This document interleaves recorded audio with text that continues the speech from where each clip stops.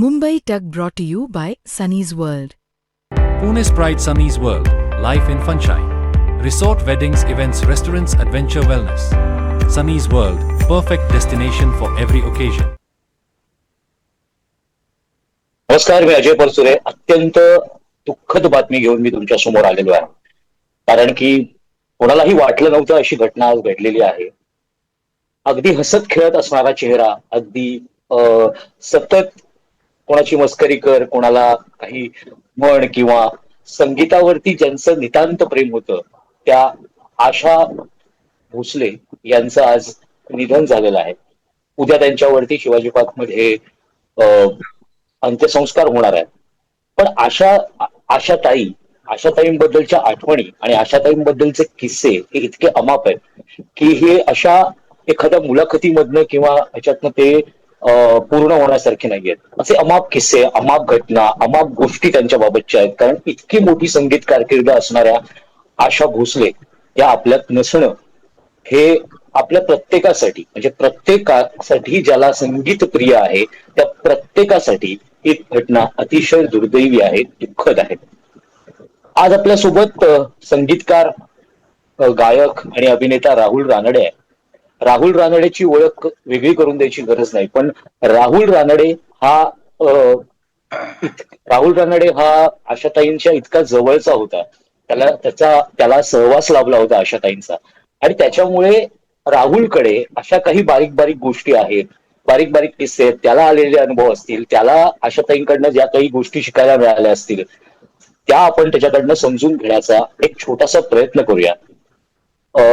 राहुल, तुझ्यासाठी तर, कारण की तुझ्याच एका लेखामध्ये मी असं वाचलंय की तू कधी त्यांना आई म्हणायला लागलास हे तुला तुझंच कळलं नाही.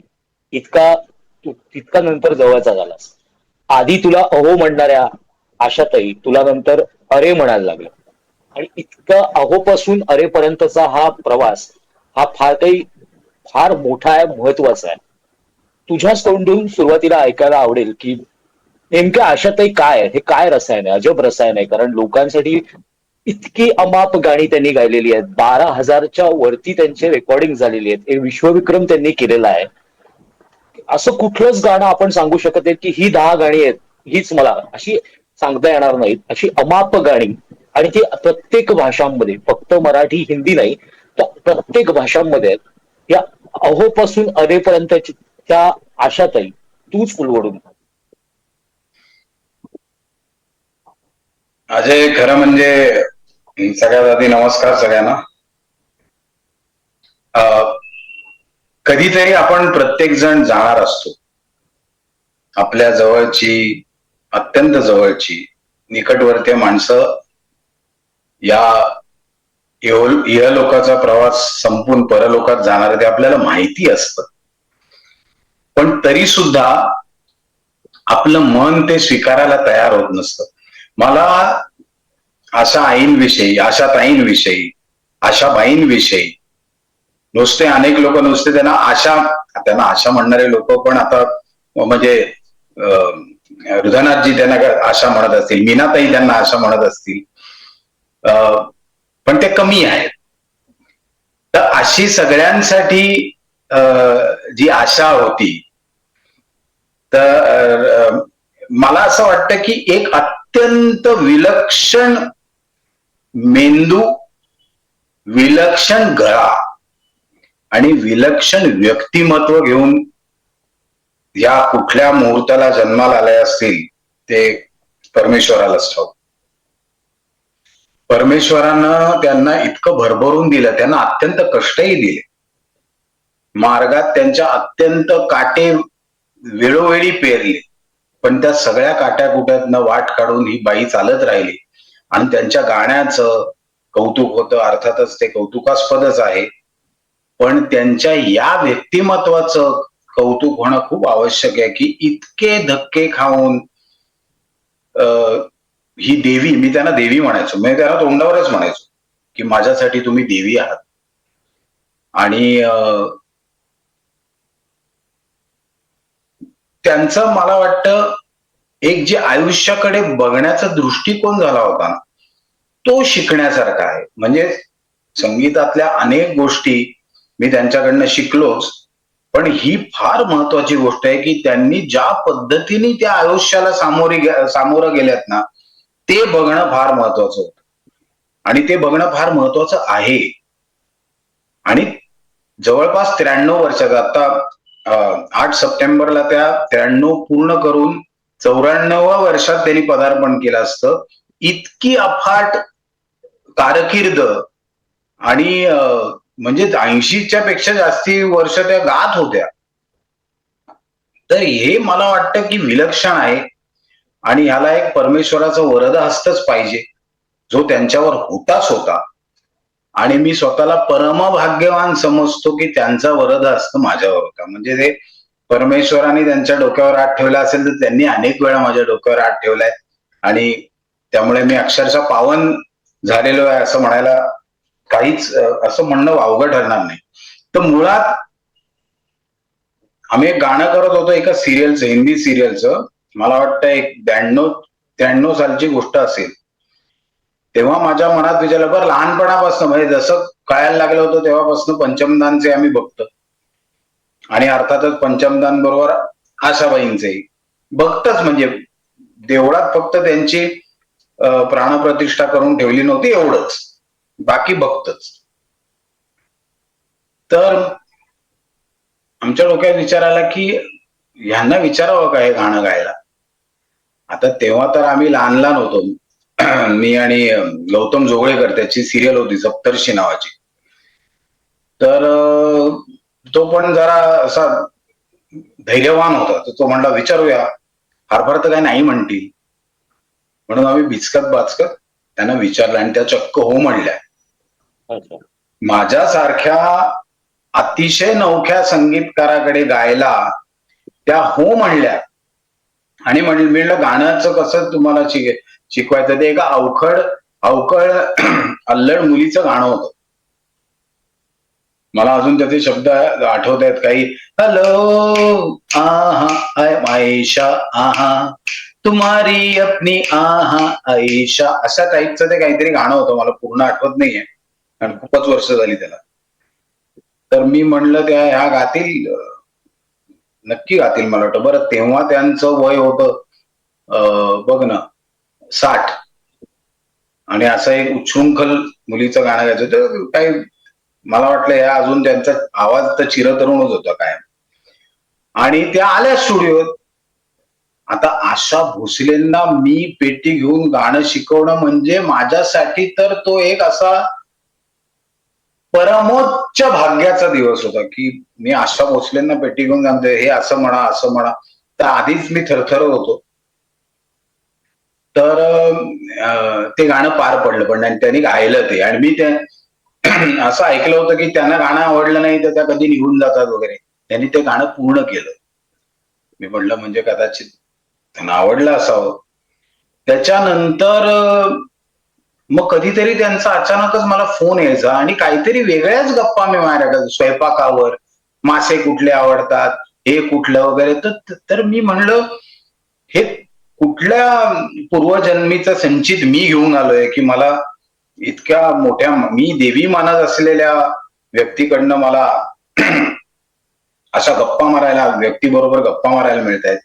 मग त्याच्यानंतर त्यांनी माझं एक गाणं गायलं ते म्हणजे आनंदी गोपाळ ही जयंत धर्माधिकारी निर्मित मालिका होती, त्याचं शीर्षक गीत. आणि ते त्यांना खरंच मनापासून आवडलं असावं. त्यात दोन अतिशय मोठ्या म्हणजे एकतर आशाबाई आणि दुसऱ्या झरीनबाई दारूवाला त्या सर्व वाजवायला होत्या. त्यामुळे त्या गाण्याला तर म्हणजे आणि त्यांनाही ते आवडलं गाणं. आणि मग नंतर अक्षरशः आधी मला त्या मी जसं कुठेतरी उद्धृत केलंय की अहो अहो म्हणायच्या किंवा त्या मला भिगबाळीवाला रानडे म्हणायच्या.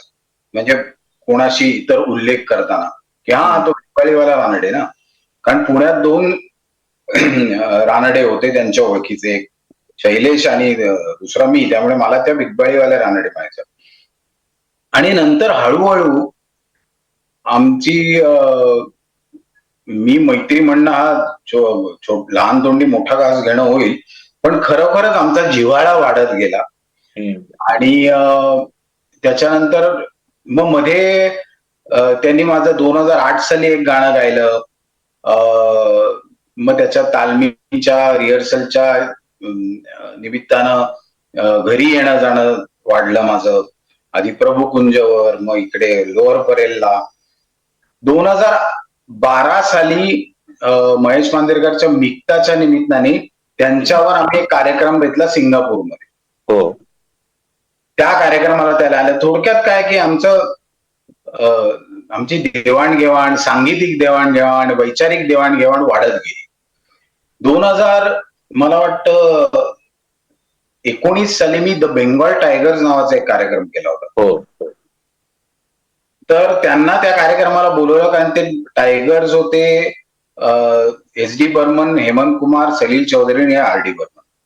तर मी त्यांना म्हणलं तुम्ही या चौघाही लोकांबरोबर गायला आहात आणि ह्या चौघांवरचा कार्यक्रम मी करतोय, तर तुम्ही आलात आणि त्या चौघांविषयी बोललात तर मला खूप आनंद होईल. तर त्या आल्या आणि त्या इतकं भरभरून बोलल्या या चौघांविषयी. दुसऱ्या दिवशी सकाळी त्यांचा मला फोन आला की राहुल फार छान झाला कार्यक्रम, मला या कार्यक्रमात गायचंय. तर मी उडालोच. म्हटलं तर ह्या कार्यक्रमात तुम्हाला मी असं गायला कसं बोलू की 2 गाणी येऊन गा म्हणून. मी त्यांना म्हणलं एक काम करूया का, मी तुमच्या भोवती हाच कार्यक्रम गुंफतो आणि Asha Bhosle live with the Bengal tigers असा एक कार्यक्रम आपण करायचा का. त्या म्हणल्या जरूर करूया, ये तू आपण चर्चा करू. आणि त्या दिवसापासून आमच्या चर्चा, तालमी याच्यामधनं मला जो त्यांचा सहवास लाभला तो अवर्णनीय आहे. आणि मी म्हणतो ना की त्यांचं गाणं तर अफाटच होतं, पण त्यांची जी लगन, त्यांची प्रत्येक गोष्ट अचूक करण्याचा ध्यास आणि त्याच्या मागे लागणारे कष्ट. म्हणजे मी त्यांना म्हणलं आपण गाण्याची एक लिस्ट बनवतो, शो फ्लो बनवतो की ही गाणी. मी त्यांना म्हणलं, मी त्या प्रिंट आउट घेऊन गेलो. पहिलाच कार्यक्रम होता 2019च्या डिसेंबरमध्ये. मी प्रिंट आउट घेऊन गेलो. ते म्हणले नाही हे तू तुझ्याकडेच ठेव. मी म्हणलं पण ते शो फ्लो मी हाताने लिहिणार. ते सगळा अख्खा शो फ्लो त्या हाताने लिहायच्या. म्हणलं ह्याच्यात काय होतं, एखादं गाणं बदललं तर आपल्याला पटकन ते कम्प्युटरवर घालता येतं ना. नाही, मी परत बनवेन.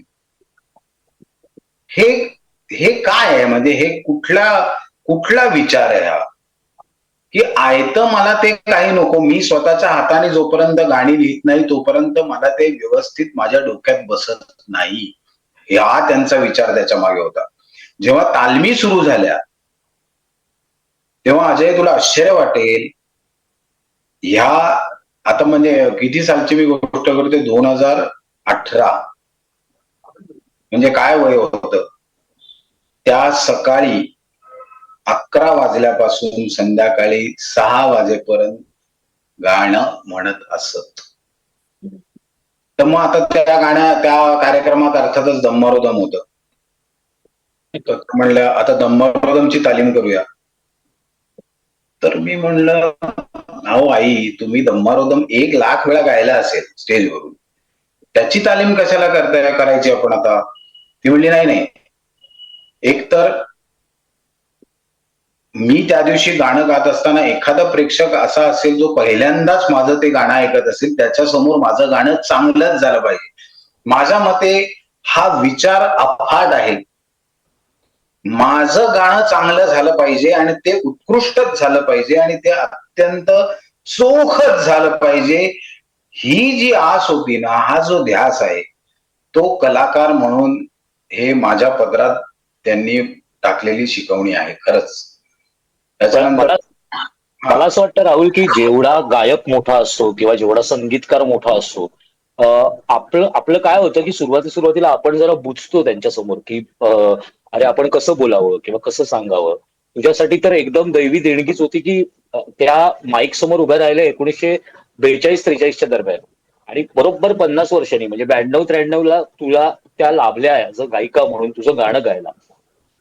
पण अशा मोठ्या माणसाचं हेच मला विचारायचंय की इतक्या मोठ्या गायिका होत्या त्या, ते त्या तुझ्यासारख्या नवख्या संगीतकार असेल किंवा तुझ्यासारख्या अनेक नवख्या संगीतकारांबरोबर त्या गायल्या असतील, त्यांना कम्फर्टेबल करणं हे तुला कसं म्हणजे दिसलं ते, की एखाद्या नवख्या संगीतकाराला कम्फर्टेबल करायचं की बाबा तू घाबरू नकोस, तू बुजू नकोस.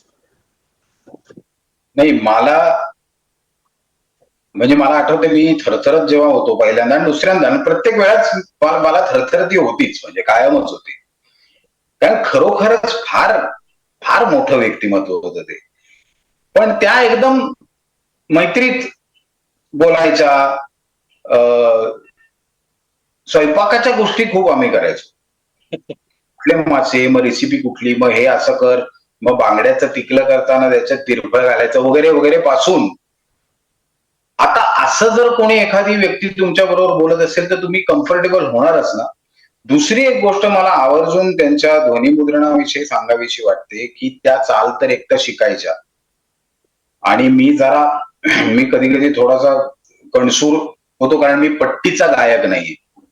मला म्हणायचं तुम्हाला पेटीवर तुझ्या डोक्यात काय आहे ते मला कळते पण मला पेटीवर वाजवून दाखव, तू गाऊ नकोस. इतका मोकळेपणा त्यांनी माझ्यात आणला.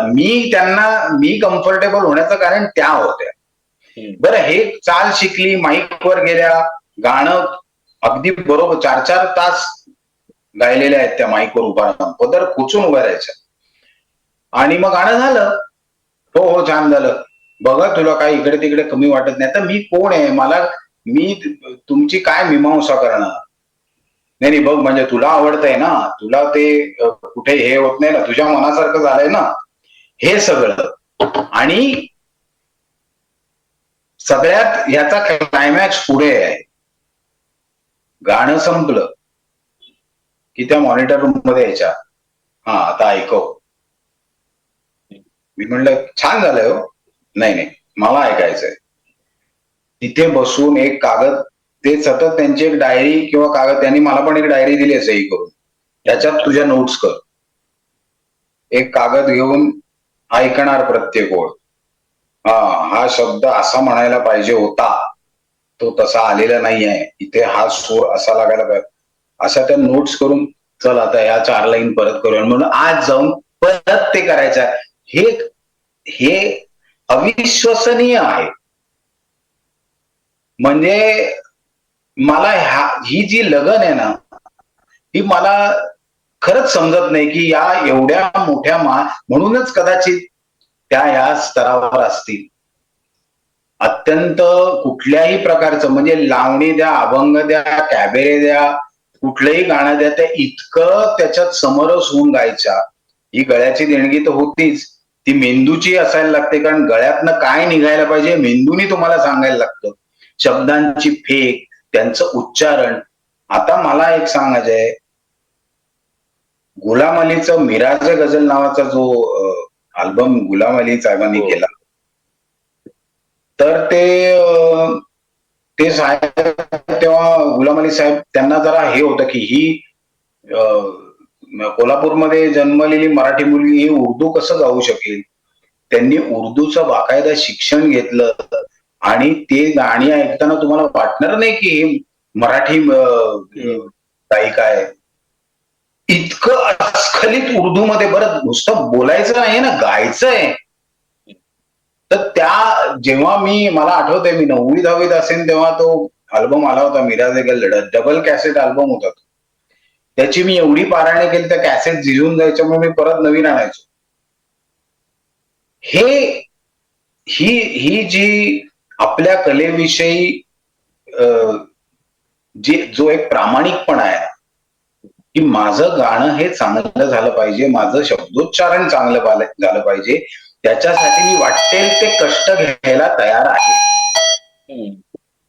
हे जे आहे ना, हे कुठेतरी त्यांच्याकडनं सगळ्या पिढ्यांनी शिकण्यासारखं आहे.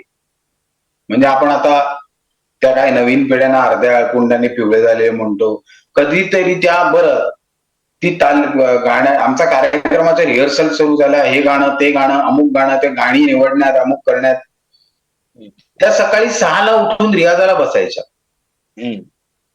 क्लासिकलचा रियाज, त्या गाण्याचा रियाज नव्हे. म्हणजे गाणं वेगळं असेल, पण क्लासिकलचा रियाज करणं, आपले सूर लागतायत की नाही हे बघणं. आणि मग कधीतरी सकाळी फोन करायचा की बघ रे, मी जरा ही चीज म्हणते तर कसं कसं होतंय, हे सूर लागतायत का. तर मला ना धन्य होऊन धन्य वाटायचं. अशी आमची आमचा जिव्हाळा होता एकमेकांची.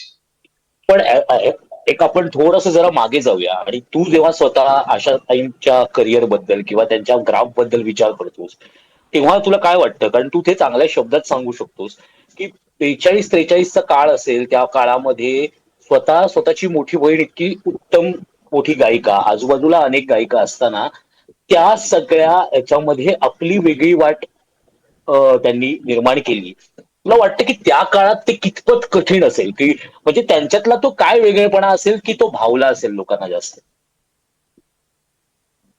एक तर त्यांनी आपल्या वडिलांची गायलेली नाट्यगीते जर आपण ऐकली, ती त्यांनी अर्थात नंतर रेकॉर्ड केली, तर त्या ते इतकं लीलया गातात. म्हणजे दीनानाथांची तीच नाट्यपद आज आपल्याला उपलब्ध आहेत, आपण ते ऐकू शकतो. आणि त्यांनी गायले ते वडिलांची खूप छाप होती मला वाटतं त्यांच्या गाण्यात. मग ती कळत न कळत आली असेल, ती अनुवंशिक असेल, पण त्या तसंच त्या बरहुकूम ते त्या गायच्या आणि सहज, म्हणजे असे एखादी तान अशी सटकन आपण सहज काय रे कसा आहेस म्हणतो तशी ती तान घेणं, हे कसं जे होतं. दुसरं म्हणजे कुठल्याही गाणं प्रकारात स्वतःला मिसळून घेणं.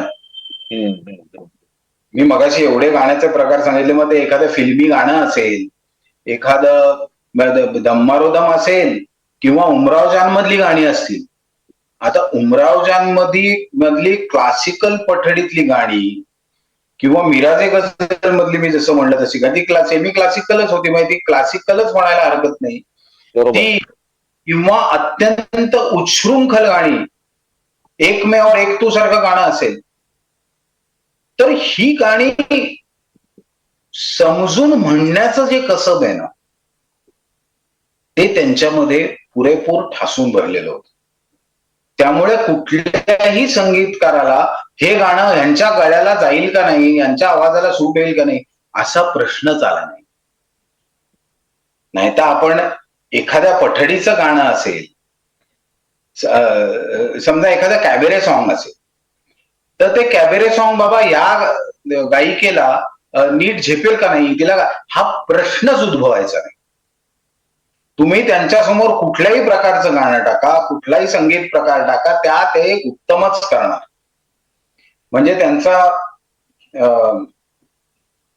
रवींद्र जैनच्या बाबतीत त्यांचा एक खूप आहे, तो बऱ्याच लोकांना माहिती आहे किस्सा, पण मला तो इथे सांगायचा वाटतो की ते गाणं होतं साथी रे, मला त्याची पुढची आठवण नाही, ओ साथी रे तर ह्याचं नाही, मुकद्दर का सिकंदर मध्ये दुसरं एक गाणं होतं. तर रवींद्र जैन त्यांना म्हणले की दीदी गाणं अवघड आहे, तुम्हाला आधी रियाज करायला लागेल वगैरे वगैरे. आणि बाई जिद्दी होती. आयुष्यात जेवढी त्यांनी जिद्द बाळगली आहे इतर आयुष्य जगताना, तेवढीच त्यांनी गाण्यातही बाळगली. तर थोडस, आणि मानी होत्या, खूप मानी. तर त्यांना म्हणले, दादू म्हणायचे रवींद्र जैन साहेबांना, की त्या गाण्याचा रियाज करायला लागेल, खूप अवघड क्लासिकल गाणं केलंय. आणि त्या मला अनेकदा सांगायच्या की कधी कधी संगीतकार मुद्दाम अशी अवघड गाणी करायचे की जेणेकरून गायकाला थोडस अवघड होईल. मग त्यांना असं वाटायचं, हा आता आपण कशी गायकाची पंचायत केली, असा एक थोडासा काहीतरी तेव्हाचा हे होता, असं मी ऐकलेलं आहे. आणि मग ह्या गेल्या स्टुडिओमध्ये, तालीम काही केली नव्हती त्या दादूंच्या असिस्टंट बरोबर. मग दादू परत त्यांना म्हणले, आपने गाना देख लिया है क्या? तर ते म्हणले, हा मैंने एक बार सुन लिया है. तर हे म्हणले, आता एक बार सुन के तो होणार नाहीये, कारण खूपच अवघड गाणं आहे ते, गाणं जरूर ऐकायला पाहिजे आपण सगळ्यांनी. आणि माईकवर उभा राहिला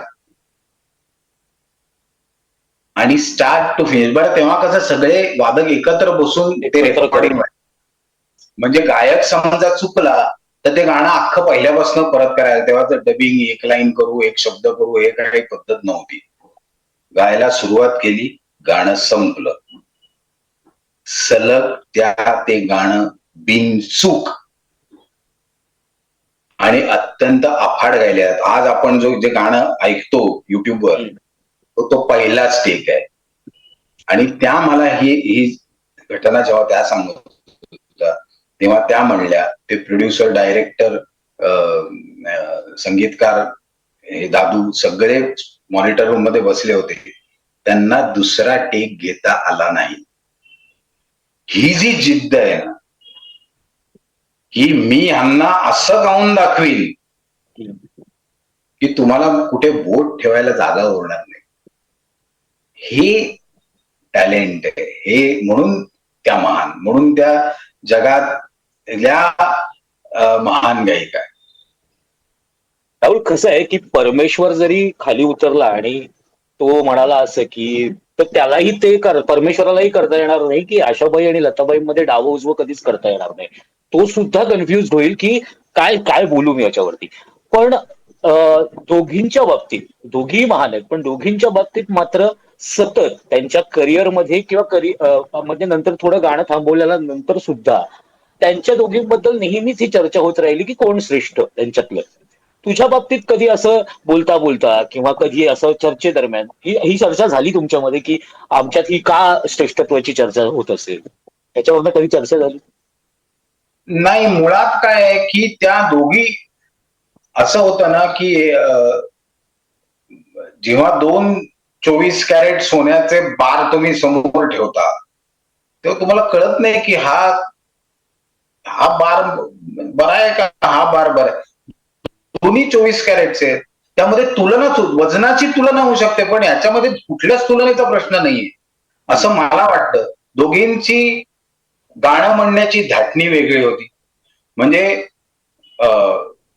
लता दीदींचा सूर हा स्वर्गीय होताच, ह्यांचा पण सूर स्वर्गीयच होता.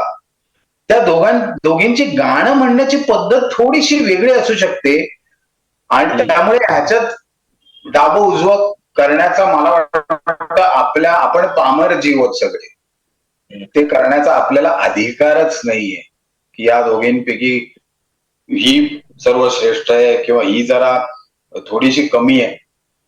आपण ते करू नये, आपल्याला तो अधिकार नाही, आपली ती पात्रताच नाही कोणाचीच. म्हणजे कोणी उद्या आला आणि त्याने काहीतरी फार गाढा अभ्यास केला या दोघींवर आणि म्हणला की नाही नाही लता दीदी श्रेष्ठ का आशा दीदी श्रेष्ठ, नाही होणार. ते करूही नये आणि त्याच्या फंदातच आपण पडू नये. आपण फार शूद्र सूक्ष्म जीव आहोत की या एवढ्या दोन महान महान देवानी डोक्यावर हात ठेवलेल्या कलाकारांविषयी आपण काही बोलावं, ही आपली. नाही, मी असं विचारत होतो की कधी त्यांच्या तोंडून हे तू ऐकलंस का, किंवा कधी बोलण्यात कधी आलं का की अशा चर्चा होतात, तुम्हाला काय वाटतं अशा चर्चा कानावर येतात ते? त्या एक वाक्य नेहमी म्हणायचं, दीदी फार मोठी गायिका आहे. आता मोठी गायिका हा एक त्यांचा म्हणजे आपण जसं मोठा माणूस म्हणतो ना की हा तो फार मोठा माणूस आहे, तसं त्या म्हणायच्या दीदी फार मोठी गायिका आहे. मला वाटतं ह्याच्यापेक्षा काय अजून त्या बोलणार किंवा म्हणणार किंवा काय करणार. आणि मी त्यांना कधीतरी विचारलेलं आहे की मी अशा वदंता ऐकल्यात किंवा अमुक ऐकलंय तमुक, ते म्हणायचं हे ते लोक बोलणारे बोलतातच, ते बोलणारच, त्यांना काहीतरी खाद्यच हवं असतं. दीदी फार मोठी गायिका आहे याच्यानंतर फुलस्टॉपच येतो, त्याच्या पुढे काही चर्चा नाही होऊ शकत. पण राहुल, म्हणजे मला कधी कधी आशाताईंचं गाणं ऐकल्यानंतर असं जाणवतं की म्हणजे व्हेरिएशन असेल या गायिकेमध्ये की इतकी सगळी आपण गाणी ऐकल्यानंतर सुद्धा नंतरच्या काळामध्ये बचके तू रहना वगैरे ही गाणी सुद्धा त्याच याने गाणं, म्हणजे सोपं नाहीये रे. म्हणजे वयाच्या 70 नंतर ते गाणं तर तू काय विचार करतोस ह्या सगळ्या मध्ये, की अरे काय असेल या बाईमध्ये, कसलं कमाल असेल या बाईमध्ये, गाणं किंवा मुरलेलं असेल आतमध्ये. नाही, मी त्या एका एका बेंगॉल टायगरच्या शो मध्ये मी त्यांना म्हणलं की मी म्हणलं, आई तुम्ही एक किशोर कुमारला ट्रिब्यूट केला पाहिजे. तुम्ही दिदींना तर त्या करायच्या, दिदींची गाणी त्या गायच्या, पण म्हणलं किशोर कुमार रूप तेरा मस्ताना तुम्ही कशा गाता ते मला मला फार कुतूहल आहे. तर त्या होणारे त्याचं गाणं हे कसं वगैरे असं करता करता म्हणजे ठीक आहे, मी प्रयत्न करते. आता बघा, म्हणजे एवढी मोठी गायिका म्हणते मी प्रयत्न करते, आणि त्यांनी एका शो मध्ये रूप तेरा मस्ताना गायलं. आता त्या गाण्यामध्ये रूप तेरा मस्ताना प्यार असं गाणं आहे ना, तर त्यांनी रूप तेरा मस्त हा एक मध्ये जो काही आणलाय ना, तर त्या ते गाणं म्हणायचं म्हणजे एक गाणं आपण काराओकेवारात सगळेच लोक गाणं म्हणतात, रोज गाणी म्हणतात. त्याचा त्यांनी अभ्यास केला की याला काय म्हणायचंय. आणि किशोर कुमारची आणि त्यांची फार वेगळ्याच प्रकारची रिलेशन होती, फार वेगळ्या प्रकारची. तर की हा हा हा काय, ह्याला काय गायचंय, त्याचं किशोर कुमार यांचं एक्सप्रेशन तर कमालच होतं, तर ते मला ह्याच्यात आणलं पाहिजे. त्यामुळे तो रूप तेरा मस्ताना प्यार हे जे त्यांनी मध्ये मध्ये त्याच्यात केलं ना, ते अविस्मरणीय होतं. आणि मग काय, जरा अजून बरं झालं असतं ना, हे ज्या कलाकाराला हे असं वाटतं ना की माझं अजून जरा बरं झालं असतं, तर तो खरा हाडाचा कलाकार असं माझं म्हणणं. पण त्या नेहमी मुलाखतीमधनं किंवा ज्या मुलाखती आम्ही बघितलेल्या आहेत किंवा ज्या मुलाखतींमध्ये किंवा कुठल्या जाहीर कार्यक्रमामध्ये ते जेव्हा कधी मराठी गाण्यांबद्दल म्हणाल्यात, तेव्हा नेहमी त्यांच्या तोंडी बाबूजींचं नाव असायचं, नेहमी त्यांच्या तोंडी खळेकाकांचं नाव असायचं, हृदयनाथ मंगेशकरांचं नाव तर असायचंच. पण या सगळ्या काळानंतर जेव्हा तुमच्यासारख्या नवीन संगीतकारांबरोबर त्या काम करायला लागल्या, पण जरी त्या हिंदीत जास्त गात असल्या तरी त्यांचं मराठीकडे लक्ष असायचं का? म्हणजे कोण नवीन काय करतंय, म्हणजे हे तुझ्या बरोबरच्या सहवासात तुला दिसलं का, की बाबा कोण नवीन काही गाणं करतंय? पूर्ण लक्ष आजूबाजूला, कोण कसा वागतोय इथपासनं, कोणी काय नवीन गाणी केलेत इथपर्यंत सगळीकडे. अरे फार कुशाग्र बुद्धिमत्तेच्या होत्या होत्या, असं मला आज म्हणायला लागतंय. ते वाईट वाटतंय की होत्या, आहेत असं, त्या आहेतच. पण मी असं समजतो, म्हणजे आज मला कळलं, मी आज कालपासूनच माझ्या कानावर गोष्टी येत होत्या, पण मी म्हणतो की त्या नाही माझ्या आयुष्यातनं तर त्या कधीही जाणं शक्य नाही. आपल्या आयुष्यातनं देव जात नसतो, देव कायम आपल्या बरोबर असतो, कायम आपण त्याचे आशीर्वाद घेत असतो. तशा त्या माझ्या आयुष्यात आहेत.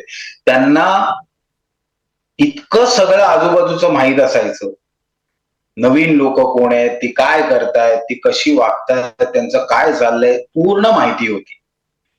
आणि मराठी विषयी तर विशेष प्रेम होतं, विशेष प्रेम.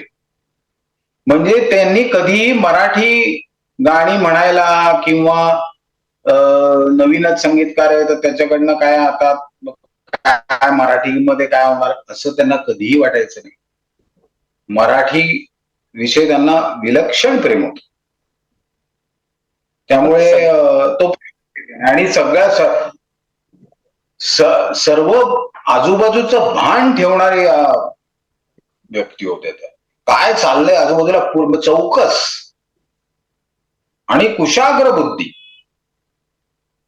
त्यांच्या करिअरकडे बघताना असंच जाणवतं की त्यांच्या टप्प्याटप्प्यावर, म्हणजे आपण पहिल्यापासूनचा टप्पा घेतला तर त्या टप्प्याटप्प्यामध्ये त्यांचं संगीताविषयीचं कुतूहल कसं जाणवतं, की फार कमी गायकांनी वेगवेगळे प्रकार गाऊन बघितले असतील, फार फार वेगळ्या कल्चरची गाणी गाऊन बघितली असतील, पण आशाबाई एकमेव आहेत की त्यांना पॉप कल्चर पण आवडायचं. म्हणजे पॉप कल्चरच्या पण जवळ जाऊन त्यांनी त्याच्यामध्ये सुद्धा उत्तम गाणी गायलेली आहेत. त्यांनी हे नाही वाटलं की अरे मी त्या प्रकारची गायिका नाहीये किंवा मी तशा प्रकारची गाणी गाणार नाही. हे पॉप कल्चर वगैरे हे सगळं कसं काय त्यांनी म्हणजे ऍब्झॉर्ब केलं, म्हणजे हे जे तुला जवळून जाणवलं असेल की ही पॉप कल्चर, ही पॉप गाणी.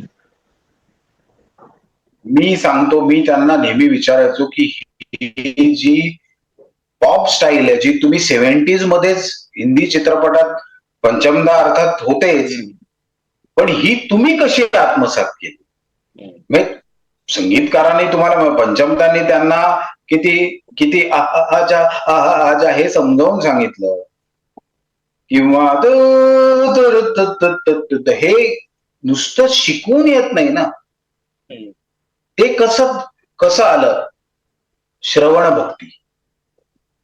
प्रचंड गाणी ऐकायच्या. त्यांची आवडती गायक होती का शर्ली बॅसी म्हणून, किंवा त्या ज्या सगळ्या पाश्चात्य सगळ्या गाणाऱ्या होत्या ना, ह्यांची गाणी ऐकणे हा त्यांचा अभ्यास होता. आणि ती गाणी ऐकून ती आपल्या गळ्यातून उतरवण्याचा प्रयत्न करणे.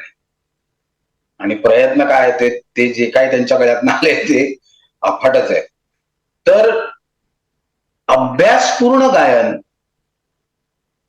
श्रवण भक्ती करून, इतरांचं अनुकरण करून जे जे आवडलंय, की हा ही जरी इंग्लिश गाणं असलं तरी ह्याच्यामधलं हे आपल्याला आवडलेलं आहे, ह्याचं जे अनुकरण करून गाण्याचं जे कसब आहे ना, ते मला वाटतं एखाद्या अभ्यासपूर्ण गायकालाच येऊ शकतं किंवा कलाकाराला. कारण बरं, ते अनुकरण नुसतं म्हणजे ते काही तेच गाणं गात नाहीयेत ना. ते गातायत हिंदी गाणं सिनेमातलं, पण मग ते गाणं ते जे काय त्यातले गुण आहेत, चांगलं एखादा चांगला पदार्थ केला असेल ह्याच्यात बघ काय घातलं, तिरफळ घातली की माशाची करी चांगली होते, मग ती तिरफळ आपल्या रेसिपीमध्ये आणायची. हे जे आहे ना, हे त्या गाण्यामध्ये त्यांच्या दिसतं. आणि ह्याच्यामुळे त्यांचा आणि फिरता गळा, विलक्षण फिरता गळा, पाण्यासारखाच. म्हणजे एखादी तान अशी घ्यायच्या की तुम्ही ऐकतच राहावं, पल्लेदार सुटसुटीत तान. तर हे जे आहे ना, हे मी म्हणतो ना अजय नेहमी, की मला त्यांचा जेवढा त्यांच्याबरोबर मी बोललो आहे, जेवढा मला त्यांचा सहवास लाभला आहे, जेवढं मी त्यांच्याकडे श्रवण भक्ती करायलाच जायचो, म्हणजे मी काय बोलणार ना, त्या बोलत असलेल्या मी ऐकत राहायचो आणि त्याच्यापासनं आपण शिकत राहायचंय, एवढंच माझं हे होतं. आपण देवाला कधी सांगायला जातो का की देवा आता तू असं कर, आपण देवा मला चांगली बुद्धी दे, मला माझं आयुष्य सुकर कर, मला आपण फक्त त्याच्याकडनं मागतो आणि तो जे देईल ते आपण आपल्या पुढे करून उभं राहायचं. ते मी त्यांच्या बाबतीत केलं. पण राहुल, तू जसं मगाशी म्हणालास की आपण त्यांची गाणी ऐकलीत, आपण त्यांच्या गाण्याने तृप्त झालोय, म्हणजे लताबाई असतील, आशाबाई असतील, यांची गाणी किंवा किशोर कुमार, मोहम्मद रफी यांची गाणी गाऊन आपण तृप्त झालोय, अजून होतोय. पण त्यांना स्वतःला कोणाची गाणी ऐकायला आवडायची? म्हणजे ही जर ही जी काही तू नावं घेतलीस, पण भारतीय संगीतामधलं असेल किंवा मराठीतलं कोणी असेल, त्यांना स्वतःला कुठली गाणी जास्त ऐकायला आवडायची? मी म्हणलं तसं त्या म्हणायचं ना, दीदी फार मोठी गायिक आहे, दीदीची गाणी त्या ऐकत असतात, किंवा अगदी जुन्या काळच्या म्हणजे शमशाद बेगम त्यांची आवडती गायिका होती. या क्लासिकल ज्या सगळ्या गायिका होत्या, म्हणजे मग पण आता काय आहे, त्यांच्यापेक्षा मोठं असं वयानी कोणी नव्हतं ना, त्यामुळे त्यांच्या ज्या म्हणजे त्यांचे वडिलांची गाणी, हा केवढा मोठा धडा होता त्यांच्यासमोर. तर त्या सर्व प्रकारचं संगीत ऐकायच्या, म्हणजे त्यांना असं काही वर्ज नव्हतं. ते पॉप कल्चर सगळं त्याच्यामध्ये आता एवढं आपण फार लांब कसं, अदनान सामी बरोबर सुद्धा त्यांनी काम केलंय ना. हो. अल्बम केलाय आणि त्यांना वेगवेगळ्या गोष्टी करायला आवडायच्या. ब्रेट ली सोबत गायल्यात, मग त्यांना काहीतरी सतत वेगळं करून बघण्याचा ध्यास होता, एक आवड होती.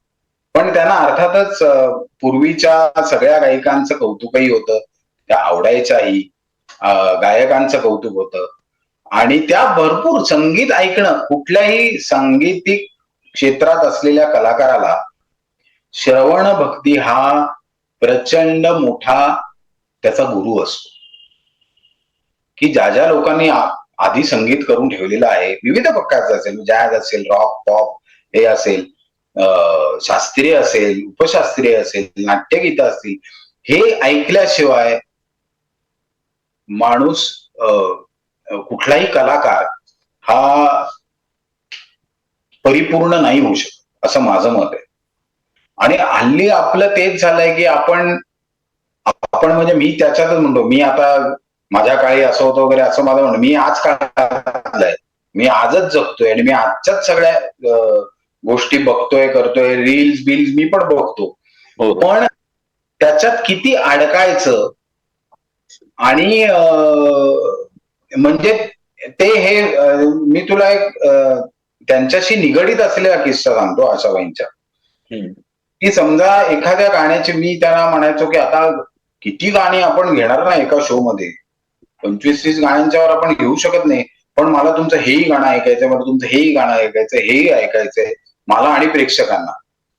तर मी त्यांना म्हणतो आपण मेडली करूया, म्हणजे एक मुखडा एक अंतरा आणि लगेच पुढचं गाणं, ते तर म्हणायचं, पण ते तर गाणं अख्खं ऐकण्याची लोकांना सवय झाली. मी म्हणायचो बरोबर आहे, पण आता आपल्याला हे ठरवलं पाहिजे की ती मोठी थाळी असते, त्याच्यामध्ये थोडे थोडे चवीला सगळे पदार्थ घ्यायचे का एकच आमरस पोळीचं जेवण करायचं, हा महत्वाचा मुद्दा असू शकतो. बरोबर. तर त्या म्हणायच्या की बघ बाबा, मला ते काय मिडली बिडली फार मला पटत नाही, पण आता जर तुला वाटत असेल की हे आपण सगळे, आता काय झालंय माहितीये ना, आता कुठल्याही समारंभात तू गेलास तर एका गाण्याची एकच लाईन वाजवली जाते, म्हणजे तो आयदर तो डीजे असेल किंवा लाईव्ह बँड असेल कुणी, आणि एका लाईनच्या पुढे लगेच दुसरं गाणं सुरू होतं, दुसरं गाणं असतं. बरोबर. म्हणजे तुमच्यामध्ये तो संयमच आता राहिलेला नाहीये की ते गाणं अख्खं इतक्या मेहनतीने, जेव्हा 3-4 मिनिटाचं गाणं असतं तेव्हा त्याचं इंट्रो म्युझिक, गाणं ते मुखडा, मग म्युझिक 1, मग पहिला अंतरा, मग म्युझिक 2, मग दुसरा अंतरा, हे खूप मेहनत घेऊन केलेलं असतं. आणि कधी कधी आपल्याला म्हणजे अगदी अलीकडच्या पिढ्यांपर्यंत आपल्याला अख्खं गाणं मधल्या म्युझिक सकट पाठ असतं. आता ती गोष्टच गेली. म्हणजे मला असं वाटतं की त्यांना मग ते लगेच लोक तुम्हाला ओल्ड स्कूल वगैरे म्हणायला लागतात, पण आम्ही ओल्ड स्कूल नाही होत, आम्ही ओल्ड स्कूलमध्ये शिकलेलो असलो तरी आज आम्ही मॉडर्न याच्यामध्येच आहोत, चौकटीतच आम्ही काम करतोय. पण म्हणजे तुम्हाला संयमच नाही, पटापटा पटकन पुढचं पाहिजे, हे कुठलं कल्चर आहे, हा कुठला कलाविष्कार आहे, ह्याच्यातनं कुठल्या कलाविष्काराचं सोनं होणार आहे, असा मला एक नेहमी प्रश्न पडतो. आणि मी म्हणतो की त्या स्वतः आशा भोसले अत्यंत पुढारलेल्या होत्या सांगीतिक विचारांनी आणि एकूणच विचारांनी पण. म्हणजे त्या काय अशा मागासलेल्या बुद्धीच्या नव्हत्या, त्या अत्यंत पुढारलेल्या विचारांच्या होत्या. पण त्यांचं म्हणणंही बरोबरच होतं की नुसतं एक हे ऐकून मग ते दुसऱ्या अंतरामध्ये हे जास्ती चांगलं आहे, मग ते ऐकायला नाही मिळणार होता. तर ह्या सगळ्या गोष्टी लक्षात ठेवून मला वाटतं माझ्यासारखा संगीतातला विद्यार्थी याला आशा भोसलेंसारखा संगीतातला गुरु मिळणं हे म्हणजे माझ्यासाठी पर्वणी आहे, म्हणजे दुसरं तर काही नाही. म्हणजे असं माझ्यासारखा भाग्यवान मीच. मला अनेक लोक म्हणतात यू आर ब्लेस्ड, तू त्यांच्यावर मिळलं, मी आहेच ब्लेस्ड, म्हणजे ते नाकारण्यात काही अर्थच नाही. मी शेवटचे 2 प्रश्न विचारतो की तू थाळीचा विषय काढलास, थाळी समोर असते, जसं तू पोटभर त्यांचं गाणं ऐकलंस तसं पोटभर जेवला पण असशील. जेवणाचं वेळ काय होतं, म्हणजे कधीही बघावं, त्यांनी स्वतः नंतर स्वतःचं रेस्टॉरंट पण उघडलं होतं, ते स्वयंपाकाचं वेळ काय होतं त्यांच्यामुळे, आणि बनवून जेवायला घालणं लोकांना. त्यांना ते पहिल्यापासून होतं. आणि म्हणजे मी तुला सांगतो की एकदा म्हणलं ये घरी जरा जे काहीतरी प्रॅक्टिस होती का नव्हती मला आता नीटचं आठवत नाही. घरी ये. मग मी गेलो, मी एकटाच होतो. त्यांनी मला स्वतःच्या हाताने कोळंबी तळून वाढलेली आहे. आणि मग ह्याच्यावर चर्चा की मग ती कशी मॅरिनेट करायची, मग त्याच्यात काय घालायचं, मग किती तिखट मीठ घालायचे. म्हणजे एक त्यांना ना गाणं आणि जेवण या 2 गोष्टींविषयी प्रचंड प्रेम होतं. आणि ते स्वतः खाणे, इतरांना करून खायला घालणे आणि इतरांच्या समाधानी चेहऱ्याकडे बघून स्वतः समाधान मानणे, हा एक त्यांच्यातलं फार सुप्त. एकदा मी काहीतरी त्या आजीवासन स्टुडिओमध्ये रेकॉर्डिंग करत होतो, तिथे फोन आला बाहेर की आशाजींचा फोन आहे. म्हटलं मला आता इथे माझं काही म्हणजे त्यांचं रेकॉर्डिंग नाही आहे काही. नाही त्यांनी तुमच्यासाठी विचारत आहे, तुमचं रेकॉर्डिंग आहे, त्यांना कळलंय ते. म्हणून मी जाऊन फोन घेतला. म्हणलं काय तर त्या म्हणल्या तू आहेस ना तिथे. म्हणलं आहे, दिवसभर आहे. ठीक आहे ओके. ठेवला फोन. थोड्या वेळाने आल्या तिथे. म्हणलं काय हो, तर त्या म्हणल्या ठीक आहे, मी तुझ्यासाठी काहीतरी आणलंय. माझ्यासाठी बिग बाय आणली होती का. हो, म्हणजे ह्याच्यापेक्षा नशीब काय अजून असू शकतं का. हे लक्षात ठेवून. हो. आणि काम नव्हतं, म्हणजे कामाला रेकॉर्डिंगला आल्या तर म्हणलं हे आणलंय नाही. माझं वेगळं काम चालू असताना तिथे येऊन त्यांनी मला ती बिगबळी दिली. याच्यापेक्षा भाग्य अजून काय पाहिजे. तर हे जे तर ते एक अत्यंत एक द्यायची पण आवड होती. आता हे किती छोटस, खरं म्हणजे छोटं नाही, म्हणजे माझ्यासाठी मोठंच होतं, पण एक जाऊन याला बिगबाळी देणं हे किती, कसा विचार असेल हा, तो कुठनं आला असेल डोक्यात आणि ते काय त्यांनी केलं असेल. तर हे देण्याचं जे आहे ना, एकदा माझी बायको बीना प्रॅक्टिसला ती पण माझ्या बरोबर त्या बेंगॉल टायगर्सचा. तिला एक साडी दिली, मी स्वतः नेसत असलेली साडी आहे. आता आपण ती साडी आयुष्यभर जपून ठेवू ना.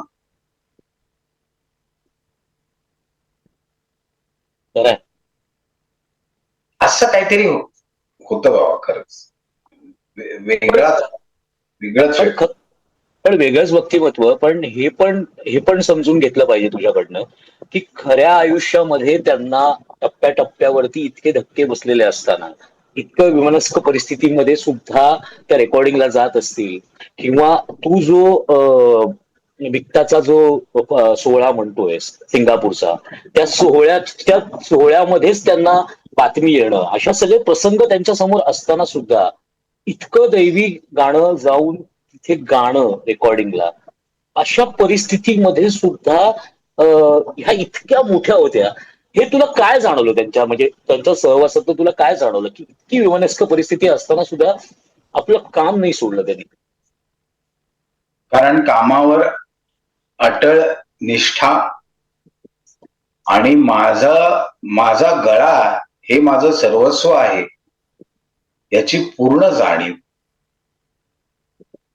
आणि आता आपल्या समोर असे धक्के येणार आहेत, हे देवाने मला हे आयुष्य दिलेलं आहे, हे मला नीटनेटकेपणे आणि धैर्याने कसं जगता येईल ह्याचा विचार.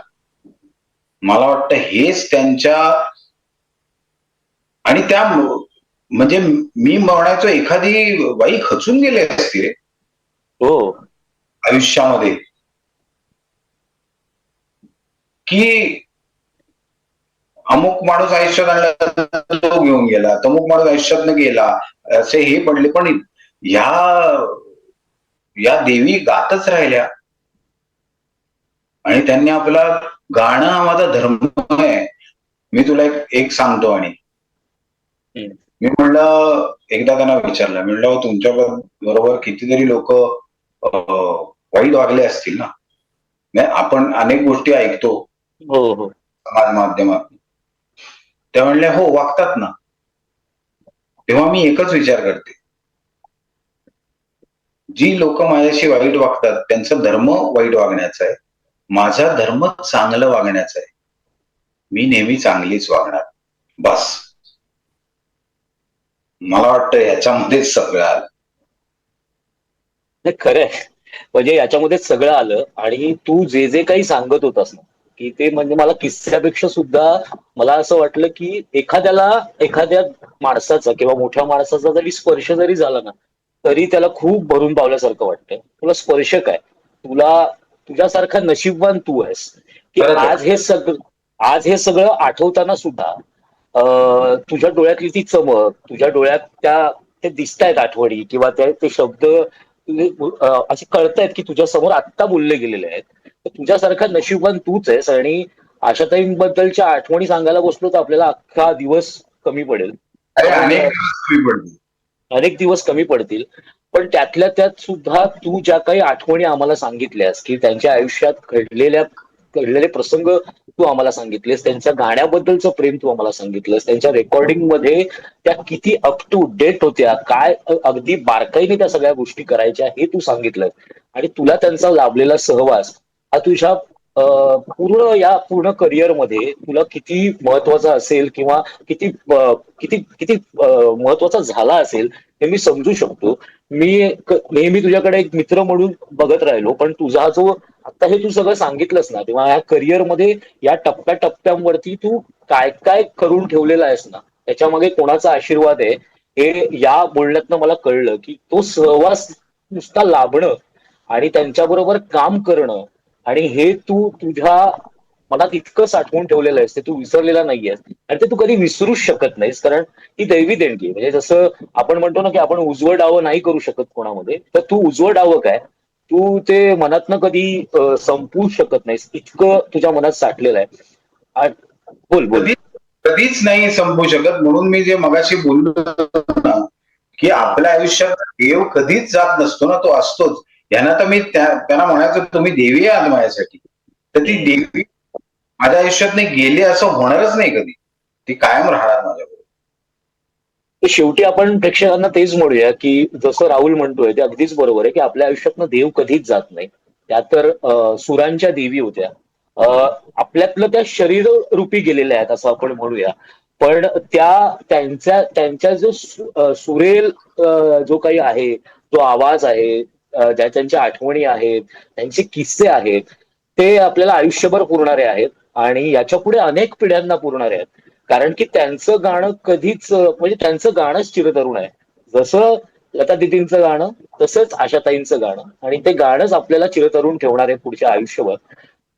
मला असं वाटतं की राहुल, तू आलास आणि इतक्या मनमोकळेपणाने हे सगळे सगळे जे काही आले, ज्या काही गोष्टी घडल्या आहेत, ते सगळे किस्से आठवणी तू अगदी सांगितलेस.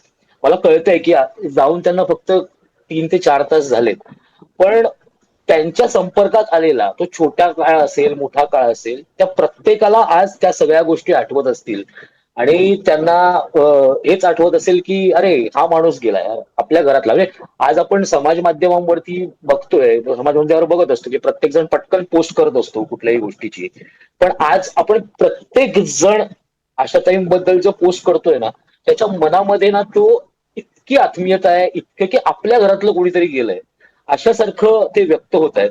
त्याच्यामुळे आपल्याकडे व्यक्त होणं आणि त्यांच्या आठवणीत रमणं आणि त्यांच्या गाण्यात रमणं एवढंच आता आपल्या हातात उरलंय असं आपण म्हणूया. पण राहुल, तू आलास आणि ह्या सगळ्या गोष्टी आमच्या समोर उलगडून दाखवल्यास त्याबद्दल खरंच तुझे आभार आहेत. आणि आपण हेच म्हणू शकतो की मुंबई तक तर्फे, राहुल तर्फे, माझ्यातर्फे आपण आशाताईंना आज श्रद्धांजलीच वाहूया. कारण की पण त्यांचं जे गाणं आहे ते नेहमी जिवंत ठेवूया. त्यांचा जो संगीताबद्दलचा ध्यास होता तो आपण नेहमी जिवंत ठेवूया. हेच आपण आता त्याच्यामध्ये म्हणू शकतो. तुम्ही हा गोष्टी ऐकल्या असतील, तुम्हाला तुमच्या मनात काही साठवून ठेवायचं असेल, काही बोलायचं असेल, तर तुम्ही कमेंट बॉक्समध्ये जाऊन हे सगळं मांडू शकता. आता आपण इथेच थांबूया आणि बाकीच्या सगळ्या गोष्टींसाठी पाहत राहा मुंबईत.